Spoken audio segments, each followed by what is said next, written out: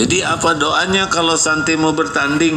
Semoga diterima oleh Allah jadi amal soleh, dan semoga diberikan kemampuan menyikapi takdir apapun dengan sikap yang disukai Allah. Kalau menang dia bisa tawadu, kalau tidak menang dia ridho, dan gak ada masalah. Kalau hanya piala itu ada di sana piala, sok aja ya. Cuman plastik, itu juga dari plastik bekas.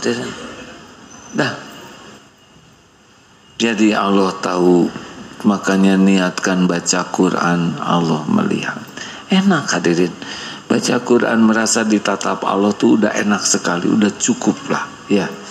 Dan kalau kita melakukan perbuatan apapun, dilihat Allah. Gosek WC dilihat Allah, merapikan kamar, merapikan tempat tidur dilihat Allah, ngebersihin piring dilihat Allah. Orang mau lihat mau tidak, terserah. Kita nikmat saja. Allah mengetahui yang kita lakukan. Tenang, tenang ya. Orang tidak ada yang tahu, Allah pasti tahu. Orang melupakan kita, Allah tidak akan lupa. Orang tidak berterima kasih kepada kita, tidak apa-apa. Allah akan mensyukuri kebaikan kita. Apa urusan kita dengan makhluk? Sedangkan pemilik pahala hanya Allah. Pemilik semua karunia hanya Allah. Makhluk cobaan. Ini kita-kita aja ya. Kebanyakan ingat manusia tuh jadi penyakit. Tahu obatnya? Ini teh tahu atau tidak ya, diam kayak gini. Sudahlah, saya nggak usah nanya-nanya nyusahin saudara. Obatnya adalah zikrullah. Bukan tidak boleh ingat manusia, tapi kalau ingat manusia nggak ingat Allah, jadi masalah. Benar? Ini ada yang sudah menikah, coba kebanyakan ingat istri, stres. Kenapa ketawaan seperti yang menjiwai?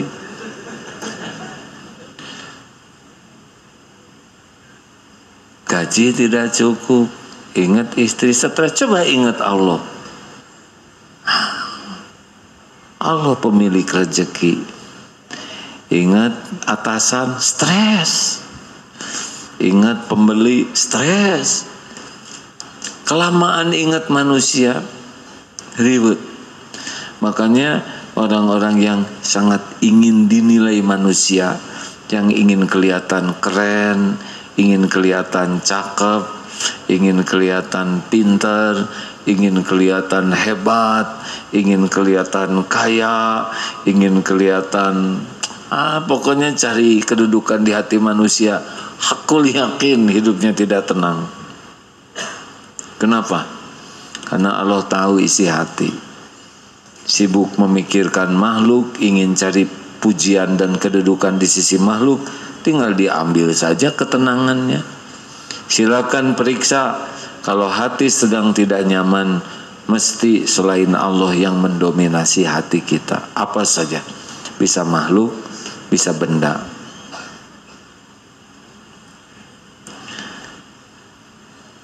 Siapa yang paling gelisah sekarang di sini?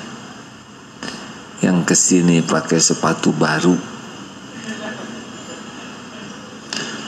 bagus, mahal, dan belum lunas, itu ya. Siapa yang paling tenang di sini? Siapa? Yang sepatunya kiri dua-duanya, enggak mungkin, berarti ngambil punya orang. Yang tidak terbelenggu oleh dunia. Bukan hanya manusia ya yang bikin galau, benda juga. Makin mahal, makin bagus, makin keren, makin bermerek, udah. Kalau tidak hati-hati, kecenderungannya ingin pamer.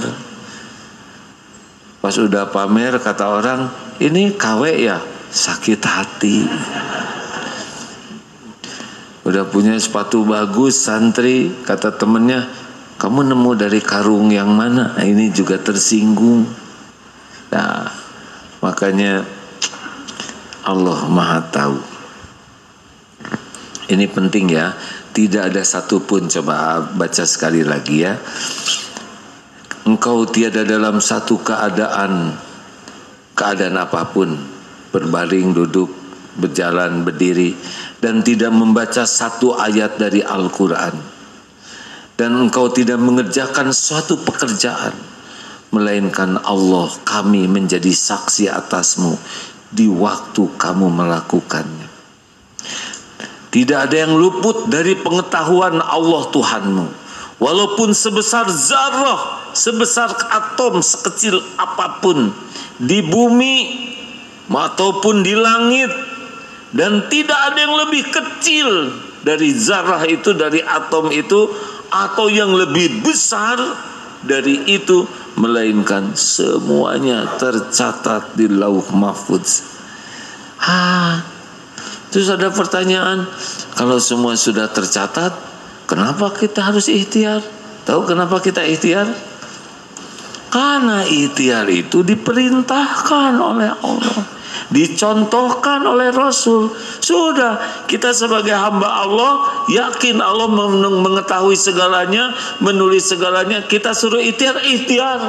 Kita suruh doa, doa huwal ibadah, doa. Kenapa ikhtiar? Kenapa doa? Ibadah. Dan sangat boleh jadi tulisan di Lauh Mahfuz itu la yaruddu qada ila doa. Tidak ada yang bisa mengubah qada selain doa. Boleh jadi di Lauh Mahfuz kalau kamu tidak ikhtiar ini, kalau kamu ikhtiar ini, semua tertulis. Kalau kamu tidak doa, ini yang terjadi. Kalau kamu doa, ini yang terjadi. Tertulis semua. Jadi kita sempurnakan ikhtiar dan doa untuk mendapatkan catatan takdir terbaik kita. Tidak ada yang keluar dari Lauh Mahfuz. Mau jungkir balik ikhtiar apapun, tetap semuanya ada tertulis. Tidak ada yang keluar dari catatan di Lauh Mahfuz. Enak saja kita ya, tinggal nurut saja. Gini teman-teman, sebetulnya aslinya hidup ini tidak ribet ya. Kita itu hamba Allah. Kita diciptakan wa ma khalaqatul jinna wal insa illa liya'budun. Tiadalah sekali-kali kuciptakan jin dan manusia kecuali untuk ibadah, mengabdi kepada Allah, tunduk, patuh, pasrah ke Allah. Nurut saja, kita belajar tentang siapa Allah, apa yang diperintahkan, apa yang dilarang, apa konsekuensinya, gitu. Lakukan saja yang Allah sukai, nggak usah ribet-ribet amat. Allah sudah tahu apa yang kita perlukan, apa yang kita inginkan, apa yang terbaik bagi kita. Kita disuruh doa, bukan memberitahu Allah. Sebelum doa terucap, Allah sudah tahu apa yang ada dalam pikiran dan apa yang akan kita ucapkan. Kita doa itu ibadah. Tenang. Gimana doa? Tenang. Dan nggak tenang juga tetap bermasalah ya kan? Mendingan hadapin masalah dengan tenang. Ada Allah yang menguasai semua masalah. Mau digimanakan saja kita oleh Allah, ya terserah Tuhan kita yang maha baik. Mau diapain aja, ya udah nggak ada masalah. Yang penting kita patuh saja. Allah nyuruh sholat tahajud, nyuruh sholat tepat pada waktunya, tepat waktunya. Suruh sholat khusyuk, belajar khusyuk. Suruh sedekah, ya sedekah. Jangan marah-marah, ya jangan marah-marah. Tahan, tenang ya, jangan mengasihani saya ya. Minum dulu, alhamdulillah. Terlalu semangat hadirin, bismillahirrahmanirrahim. Hampir aja saya mengatakan, ya teh capek ya, berangkat jam 1.20 malam, nyampe jam 5 pagi. Tapi mau apa cerita itu? Semua sudah lewat, betul tidak? Makanya saya enggak ceritakan. Ya udah barusan. Biasanya kan orang suka ingin menceritakan supaya kelihatan sudah berjuang, capek, lemas. Mau apa cerita itu kan? Kan udah. Alhamdulillah. Jadi udahlah. Allah tuh udah tahu semua masalah kita. Nggak usah so hebat berpikir. Tunggu dulu, yuk keras nih. Bukan begitu. Solusi terbaik itu dengan takwa, bukan dengan mengandalkan kepintaran, mengandalkan ikhtiar, mengandalkan pengalaman. Enggak. Mengandalkan jaringan itu boleh, tapi kalau dibikin susah mah susah aja. Dengar ya kawan-kawan, urusan itu mudah dan susah tuh tergantung Allah.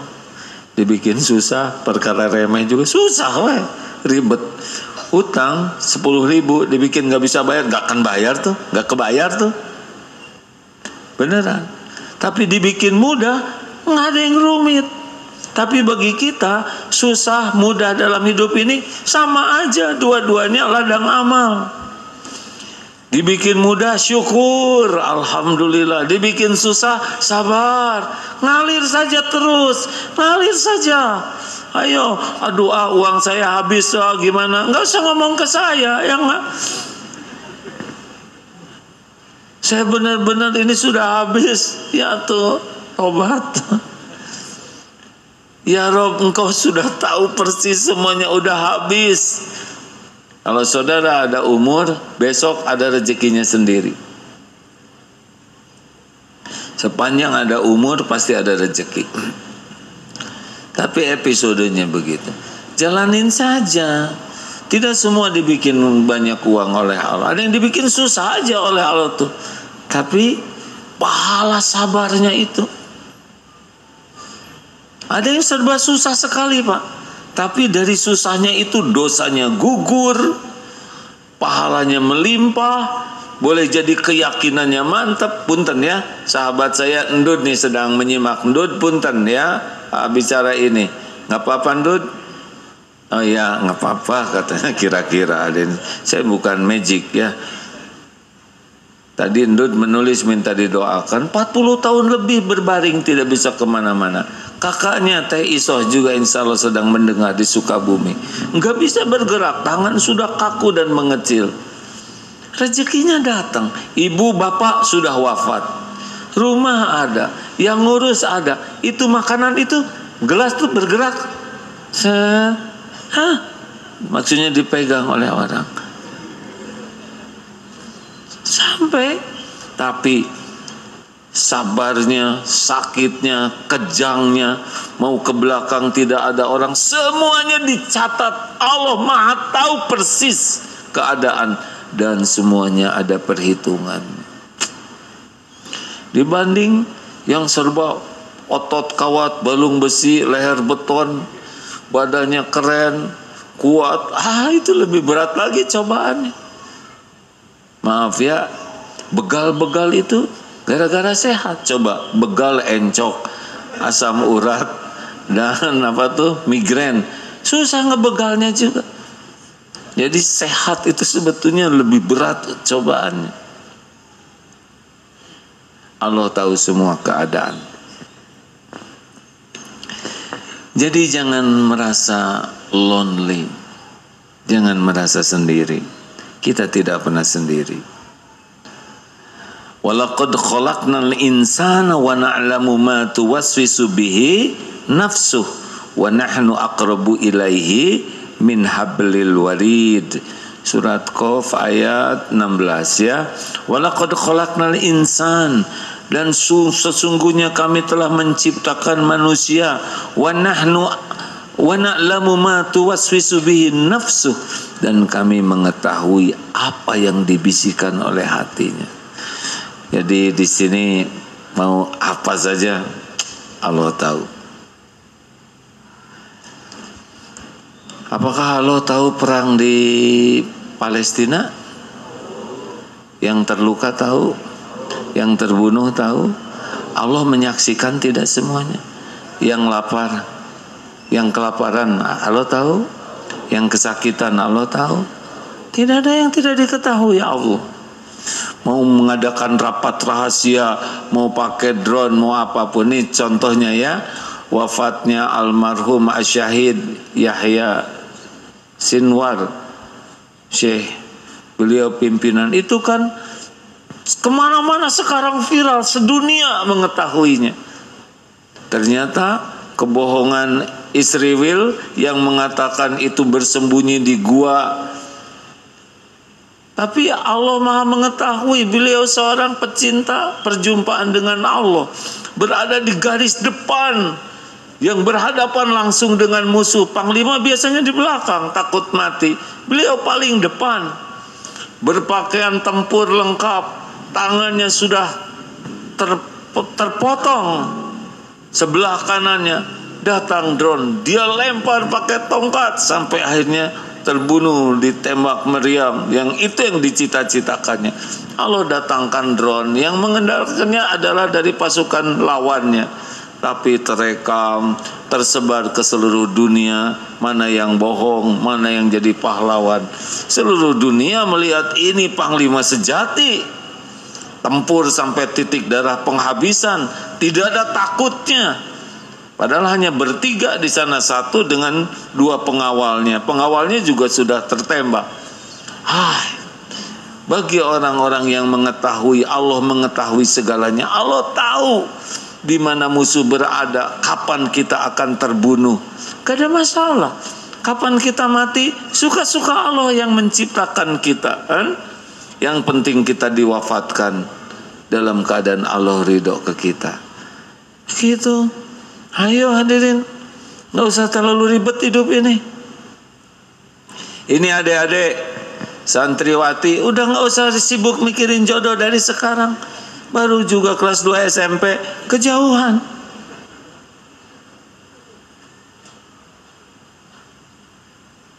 Tenang saja dek, ada Allah yang mengatur perjodohan.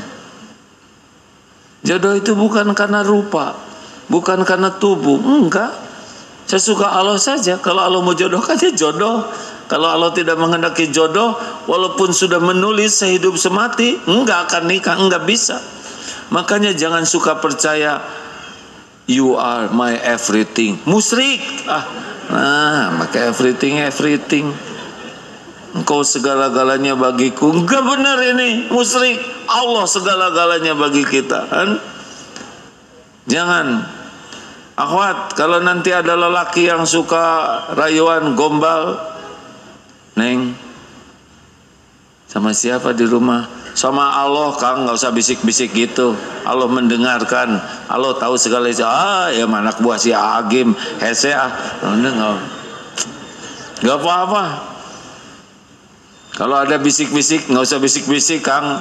Allah Maha mendengar, mau pelan, mau keras, enak. Kalau gitu mas saya nggak jadi nikah sama kamu, alhamdulillah, lebih baik batal sebelumnya. Saya baru selesai istiqoroh. Ya Allah, kalau baik sing jadi, kalau nggak baik sing batal. Sekarang batal, terkabul, alhamdulillah. Ceneng, kamu mal payu, Kang. Setiap omongan kembali kepada yang ngomongnya amit amit, kabur. Tenang saja, tenang saja. Ya, ada Allah, penguasa segala takdir. Dia Maha mendengar. Sekarang juga sedang mendengarkan ucapan ini. Dia mengetahui segalanya.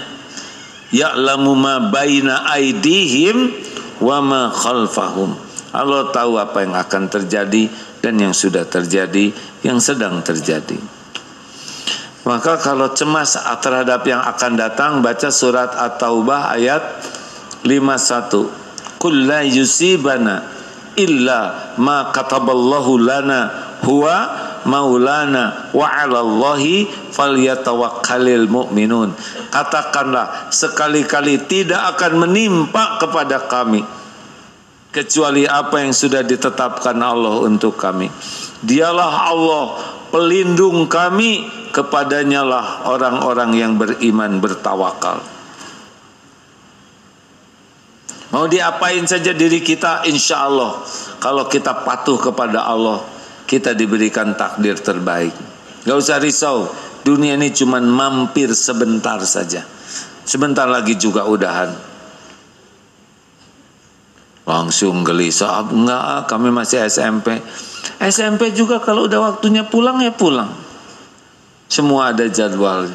Yang penting sudah fokus sekarang. Lakukan dalam episode yang jadi mahasiswa, kuliahlah yang terbaik supaya Allah ridho.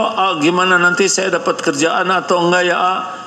Bora-bora mikirin kerjaan, saudara belum tentu lulus ya kan? Belum tentu hidup. Nah sekarang hari ini kuliah yang benar, jaga ibadahnya, jaga akhlaknya, belajar yang bagus, akhlak yang bagus. Dah nanti gimana ya lapangan kerja, Allah pemilik segala pelapangan kerja. Kalau kita disukai, Allah dikasih nanti. Katanya AI itu, artificial intelligence itu makin pintar, membahayakan. Bahaya tuh bagi orang yang tidak takwa. Kalau kita takwa, insya Allah dia akan bantu kita. Jangan takut, itu juga ciptaan Allah.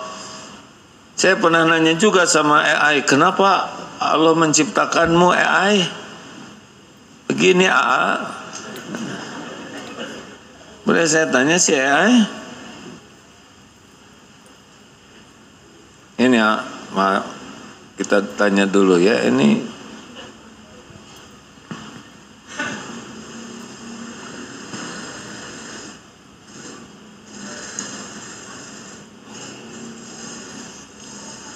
Allah belum mengizinkan connection fail. Ya sok, nggak apa-apa sok. Kita lihat dulu ya. Tadi saya nanya. Bismillahirrahmanirrahim. Waalaikumsalam warahmatullahi wabarakatuh. Agim, how are you today? I'm good, alhamdulillah. I just want to ask you something, is okay? Of course, Agim. What would you like to ask? I'm here to help.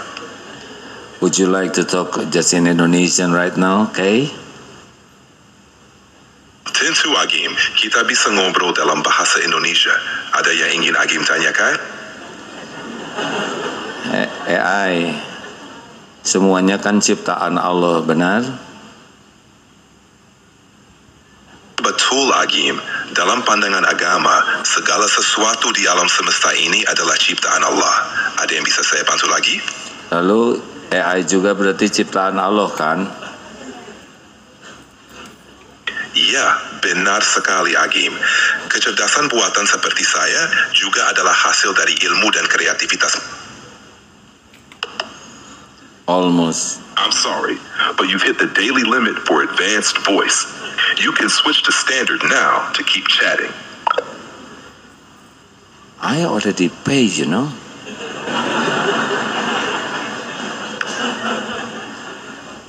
Oke, dia udah saya tanya tadi. Pokoknya jawabannya, ya saya juga. Udah lain kali, udah saya emosi ya. Kenapa AI diciptakan juga oleh Allah? Ya ini adalah tanda kebesaran Allah yang menciptakan akal manusia. Sehingga manusia diberi akal,